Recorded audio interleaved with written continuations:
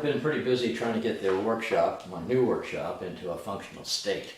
And I've been doing things and thinking afterwards that I should have made a video out of that, which is what happened yesterday. I was trying to line something up on the hydraulic press here, and I had scribed a line, and I could barely see the line. I decided I needed some more light on the situation, and this is what happened. Now this light is probably a little bit overkill for this. You might not want one that's as big as this, but I had this hanging around and I wanted to use it somewhere, and this seemed like the perfect spot to apply this light to. Now on top here, let's just move that out of the way for now. On top here, I had a piece of angle iron installed. And we'll bring the camera over and have a closer look at this. But the light came with a backing plate like this on it that I needed to screw to something. So I screwed the light to the angle iron, and then I screwed the angle iron to the top here of this crossbar. And this here is just a magnet that I use for holding my wrench that operates the jack. So that's all that is, has nothing to do with the light. Now I wired the light up. Inside here, there's a panel underneath here, and you can wire, I use this cord, you can wire the cord into the light. And then I installed a switch on the side. I used a barn box, and I just drilled some holes, and I actually used, I'm going to show you the screws that I used. Let's see if I've still got them in the cupboard here. There they are. They're just a sheet metal screw, or a metal screw, perhaps I should say.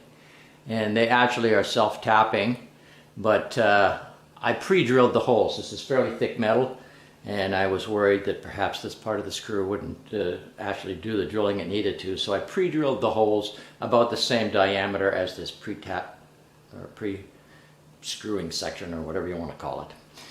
Anyway, that's what holds not only this on, but it also holds this box on. And this is the switch to turn the light on. You have a plug that hangs out here. This is intended to be used with a longer extension cord, so I can unplug it and move it someplace else and plug it in someplace else, or just have the extension cord come along. So we'll have a closer look at this. Here's how I put the two screws in here, one here and one on the other side. And the light came with this plate, and there are 3 screws, 1, 2, and 1 back on the other side that holds it now to the angle plate here. And there's the switch. It looks pretty nice. Everything is kept out of the way of the actual operating situation. This moves up and down. Nothing's in the way there. And this light, I'm telling you, it throws a lot of light. We'll have a look at that in a minute.